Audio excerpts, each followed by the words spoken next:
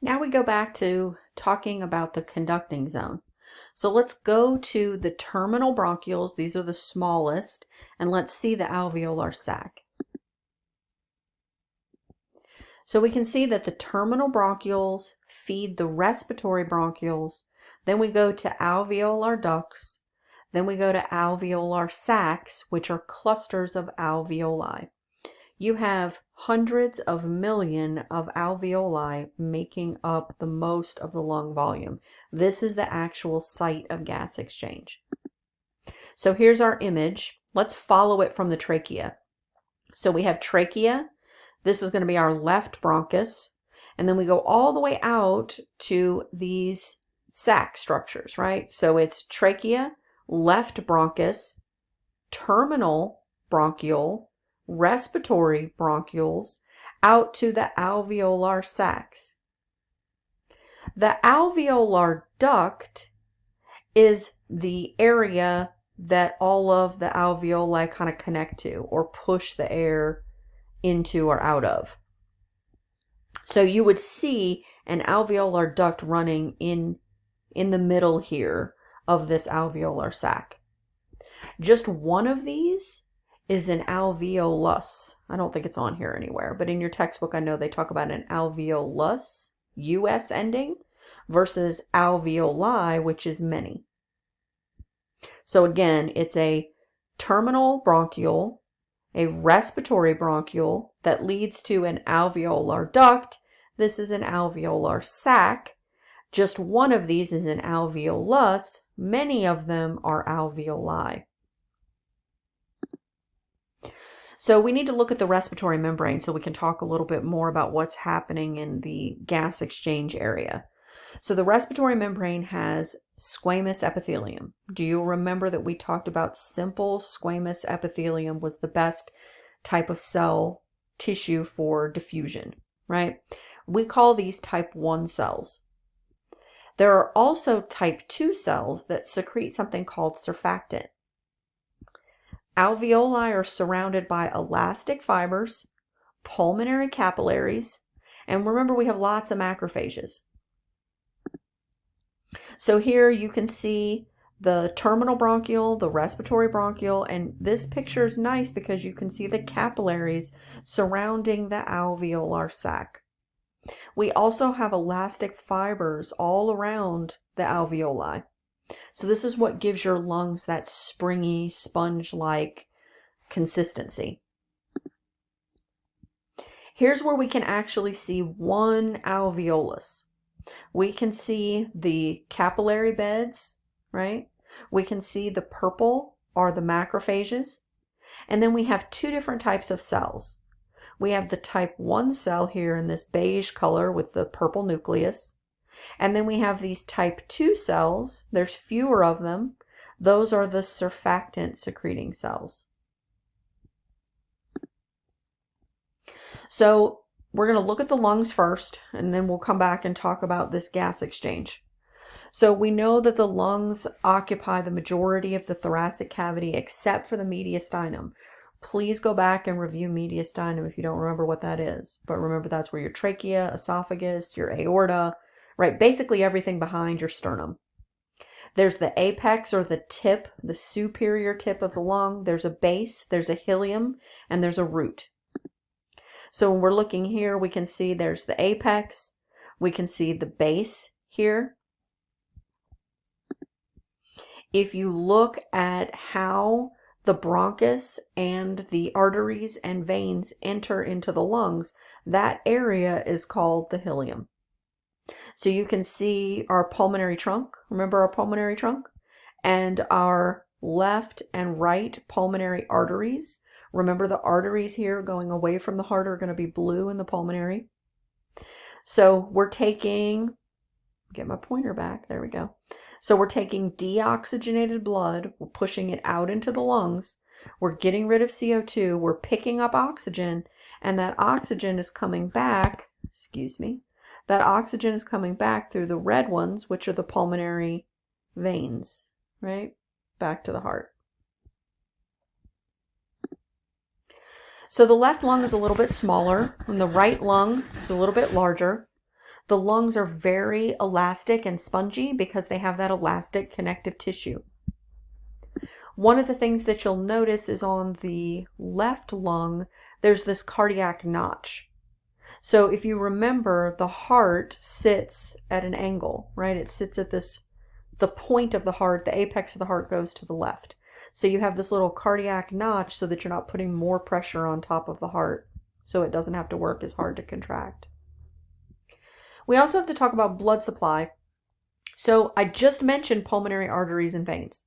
We remember pulmonary circulation, low pressure, high volume, pushing blood out to the lungs to drop off CO2 and pick up oxygen. But bronchial circulation, if we have cells, if we have type 1 cells and type 2 cells, we have to have a blood supply to feed that tissue, right? So bronchial arteries provide oxygenated blood to the lung tissue. Where do they have to come off of? Where does all oxygenated blood originate from? From the aorta, right? It goes the pulmonary veins back into the left atrium, to the left ventricle, to the aortic valve, to the aorta. Remember, we also feed cardiac muscle right off of the aorta. Remember our right and left coronary arteries, right? So feeding the lung tissue comes off of the aorta, and it's part of the systemic circulation.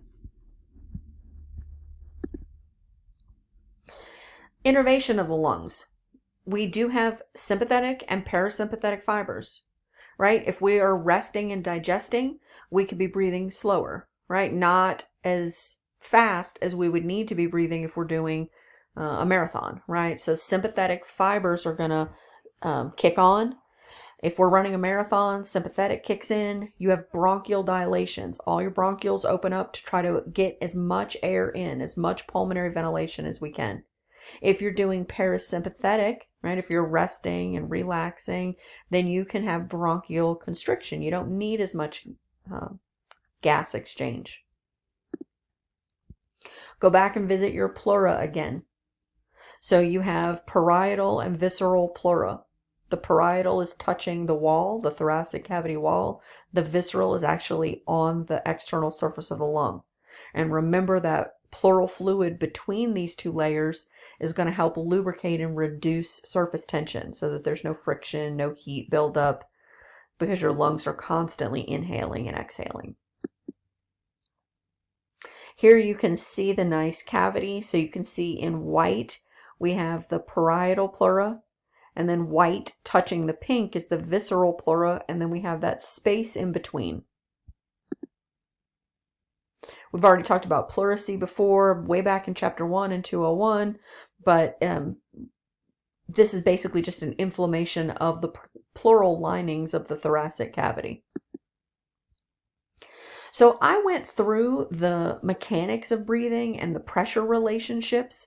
So I talked about volume changes and pressure changes in my other video. So there's one that's just specifically about the two hardest concepts for people to think about, and that's this volume leads to pressure changes. So that video is really good. I'm just going to let you guys watch that video, and I'm going to skip through part of this. So just to make sure that we understand, I'll go through it one time quickly. What's going to happen when you're breathing in, when you're doing inspiration, right? Your ribs are going to elevate, your sternum is going to flare, your intercostals are going to contract, and your diaphragm is going to move down or inferiorly. So you had a smaller thoracic cavity. Once you do all of these activities, you have now generated a larger volume.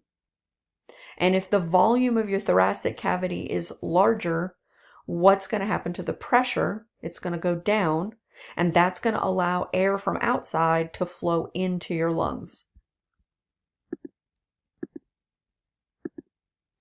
When we're doing expiration, we just do the opposite of everything. The ribs and the sternum are going to depress. The external intercostals are going to relax. The diaphragm is going to snap back up to its normal position. So you have a thoracic cavity volume that you've just decreased. If your volume decreases, what happens to your pressure?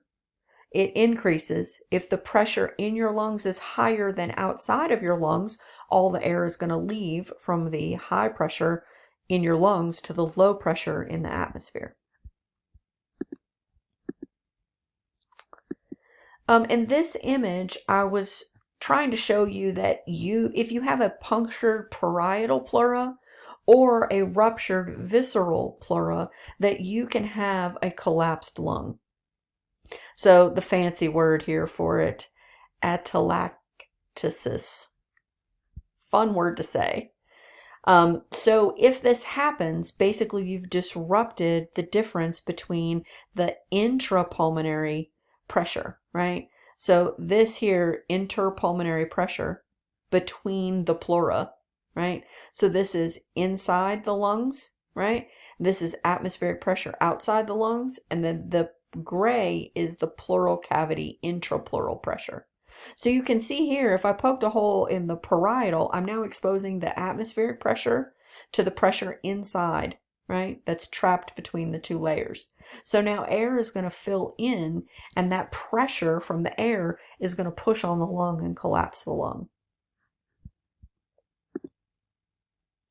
So some of these non-respiratory air movements, I just wanted you to see that sometimes we're moving air through these reflex actions. So coughing, right? If our cilia aren't working, we can cough up any fluid or debris that happens to be in our lungs. Sneezing is actually moving air out of our nasal cavity. Crying, usually when you're crying, there's some sobbing involved. That's a non-respiratory air movement. Laughing, hiccuping, yawning, same thing. So there are other ways that don't have to do with exchanging gas that we are actually moving air within our body.